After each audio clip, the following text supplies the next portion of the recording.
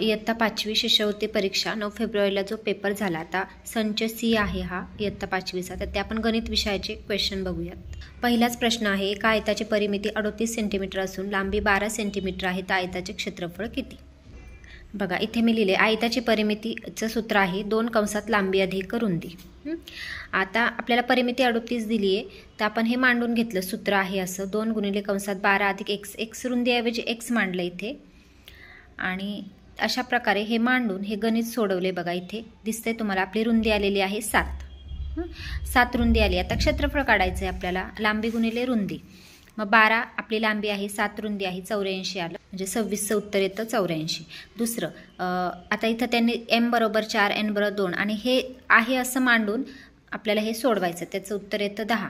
हे mची किंमत तुम्ही 4 टाका, nची इथे 2 टाका, 4 गुणिले 2 अधिक. आता हे जे आहे पदावली आहे, मग अगोदर भागाकार करावा लागेल, त्यानंतर गुणाकार आणि त्यानंतर बेरीज वजाबाकी. अशा पद्धतीने हे सोडवायचं. उत्तर येतं याचं पर्याय क्रमांक 2 10. 28वा प्रश्न, जॉनने 2 रिम कागदांपैकी 40 डझन कागद पुस्तक छपाईसाठी वापरले. आता या ठिकाणी काय आहे माहिती का, आपल्याला रिम म्हणजे किती, एक रिम म्हणजे किती कागद, 1 डझन म्हणजे किती, तर 12. एक ग्रोस म्हणजे किती, 12 डझन. त्याच्यानंतर आपल्याला दस्ते पण हवे, एक दस्ता म्हणजे 2 डझन. अशा किमती जर माहिती असेल तर त्यातून आपल्याला ते सोडून त्यातनं शिल्लक राहिले म्हणजे वजाबाकी करायची, तर त्याचं उत्तर येतं 3 ग्रोस. एक ग्रोस म्हणजे 12 डझन, ओके नाही. मग 3 ग्रोस म्हणजे किती होईल, 12 गुणिले 12 गुणिले 12 असं होणार आहे ते. मग हे शिल्लक राहिलेले कागद येतात 432 म्हणजे 3 ग्रोस, याचं उत्तर आहे 4.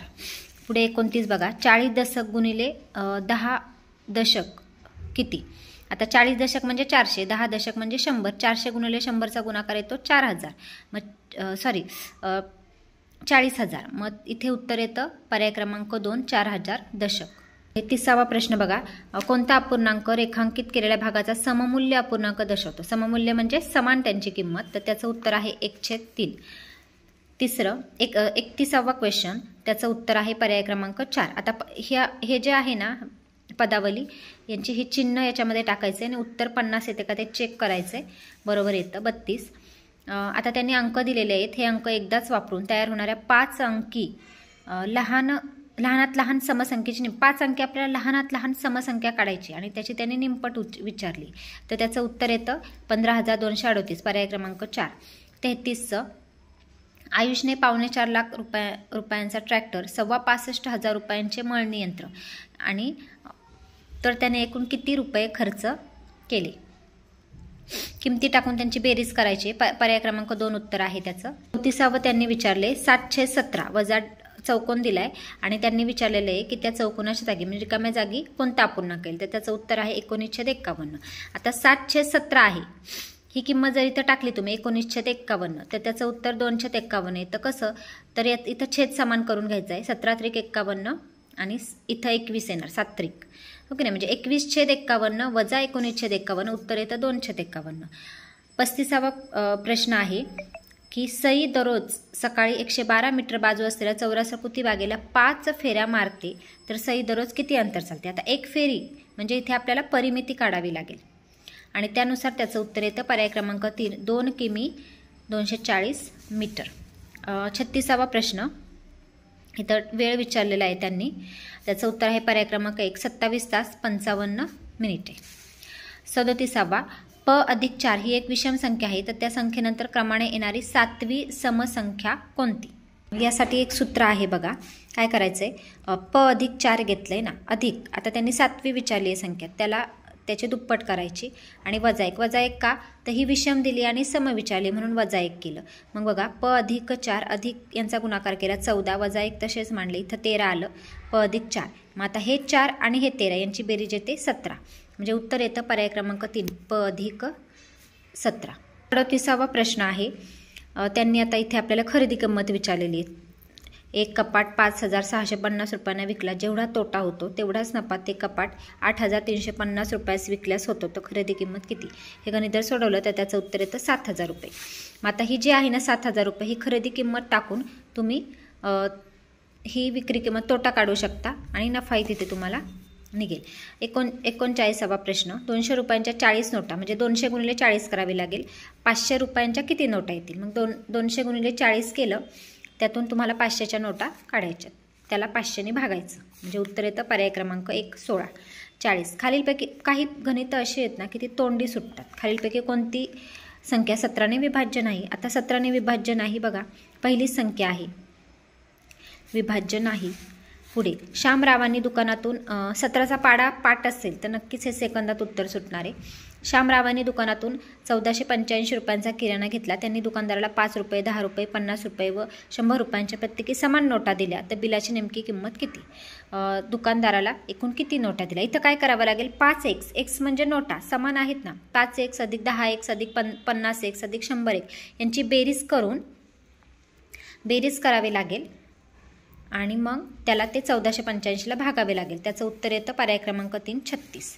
42. एका संख्येला 25ने भागल्यास भागाकार 26 येतो, बाकी 2 उरते, तर त्या संख्येला 30ने भागल्यास भागाकार बाकी कितीला? तर अगोदर काय करायचं? त्या संख्येला 25ने भागायचं, भागाकार 26 येतो. आता 42वा प्रश्न आहे. त्यांनी विचारले की एका संख्येला 25ने भागल्यास भागाकार 26 होता. आता इथे काय करायचं आहे? त्यांनी आपल्याला भाज्य विचारलेलं आहे, मग भाजक गुणिले भागाकार अधिक बाकी जी उरते, अशा पद्धतीने ती संख्या काढून घ्यायची. याचं उत्तर येतं पर्याय क्रमांक 3 21. भागाकार 21 आणि बाकी अनुक्रमे 22. हे बघा इथं सोडवलं आहे मी, हे कच्चं इथं सोडवलेलं आहे. काय केलं आहे? हा आपल्याला भाज्य आहे, हा भाजक भागाकार आणि भाज्य काढायचं. 25 गुणिले 26 अधिक बाकी 2, ती संख्या येते 650. 650ला जर तुम्ही 30ने भागलं तिथे 21 भागाकार येतो आणि 22 ही बाकी. आता त्यांनी अपूर्णांकाचा पूर्णांकयुक्त अपूर्णांक विचारलेला आहे बघा. 3.5/7 त्यांनी कोणत्या अपूर्णांकाचा पूर्णांकयुक्त अपूर्णांकात रूपांतर होईल विचारले, तर त्याचं उत्तर आहे पर्याय क्रमांक 4 26/7. 44. एका बागेत निलगिरीची 36% झाडे आहेत. बागेत एकूण 450 झाडे असल्यास निलगिरीची झाडे किती? 36% निलगिरीची आहेत आणि एकूण झाडे 450 दिलीत. मग काय करावं लागेल? 450 गुणिले 36/100 असं उत्तर येतं आहे 3 162. 45. वर्तुळाच्या सर्वात मोठ्या जीवेची लांबी 15 सेंटीमीटर. सर्वात मोठी जीवा म्हणजे काय? व्यास 15 सेंटीमीटर असतात. वर्तुळाच्या त्रिज्येची लांबी किती? निमपट 7.5. 60 या संख्येचे एकूण विभाजक 75 या संख्येच्या एकूण विभाजकांपैकी कितीने जास्त अथवा कमी आहेत? म्हणजे 60 या संख्येचे विभाजक काढून घ्यावे लागतील आणि नंतर 75चे विभाजक आणि त्यानंतर कोणते कमी जास्त आहेत ते बघायचं. तर त्याचं उत्तर येतं 6ने जास्त आहेत 60 या संख्येचे एकूण विभाजक. 47. खाली दिलेल्या संख्यांच्या जोड्यांपैकी सहमूळ संख्यांच्या जोड्या किती? उत्तर आहे पर्याय क्रमांक 1 3. 3च आहेत सहमूळ संख्यांच्या जोड्या. सहमूळ म्हणजे काय? की ज्यांचा विभाजक एक हा कॉमन आहे, एक हा विभाजक कॉमन आहे, अशा 3 आहेत. बघा आता 1551 येईल का? नाही येणार. 1661 एकच विभाजक हवा. 2122 आहे, 1719 पण आहे आणि 1661 देखील आहे. 3च जोड्या आहेत, त्यांचा विभाजक हा एकच आहे. 48वा प्रश्न. इथं त्यांनी काय दिलेलं आहे? दशांश 5.487. आता हे आवर्ती दिलेले आहेत. या दशांश अपूर्णांकातील अधोरेखित अंकांच्या स्थानिक किमतींचा गुणाकार किती? अधोरेखित जे अंक दिलेले आहेत ना त्यांची स्थानिक किंमत काढायची. आता या 4ची किंमत काय येणार? 0.4 आणि 7ची काय येणार? 0.007. त्यांचा गुणाकार विचारलेला आहे. त्यांचा गुणाकार येतो 0.0028. 49. 56 मीटर लांबीच्या दोरीची 8 मीटरचा एक प्रमाणे. आता 56 मीटरची दोरी आहे लांबीची आणि तिचे 8 मीटर याप्रमाणे समान लांबीचे तुकडे करायचे. तर ते किती ठिकाणी कापावे लागेल? 8 मीटरचे करायचे आहेत म्हटले तर 6 ठिकाणी कापावी लागेल, कारण 7 भाग होणार हो की नाही, म्हणून 6 ठिकाणी कापावी लागेल. 50. आता इथं टक्केवारी विचारली त्यांनी. 120चे 15% काढायचे आणि मग त्याचे पुन्हा 12% किती हे विचारले त्यांनी. आता त्यांनी 50वा क्वेश्चन आहे, त्याच्यात काय विचारले? 120चे 15%. आता 120चे 15% इथे काढलेत बघा, तर येतात 18. आणि पुढे काय विचारले त्यांनी की 120चे 15% म्हणजे 18, हे कशाचे 12% आहेत? तर आता इथे जर पर्याय क्रमांक 4 150 आहे, 150चे तुम्ही 12% काढले तर त्याचं उत्तरही 18च येतं. ओके. 51वा प्रश्न. सोबतच्या आकृतीत लघुकोनांची संख्या ही विशाल कोनांच्या संख्येपेक्षा कितीने जास्त आहे? तर त्याचं उत्तर आहे पर्याय क्रमांक 2 8. इथे लघुकोन काढावे लागतील आणि विशाल कोन काढावे लागतील आणि मग लघुकोन आणि विशाल कोन यांच्यामध्ये कोणाची संख्या जास्त आहे ते पाहावं लागेल. ओके. त्याचं इथं उत्तर 2 8. 8ने जास्त आहे लघुकोनांची संख्या. पुढच्या व्हिडिओमध्ये बघूया गणिताचे पुढचे प्रश्न. धन्यवाद.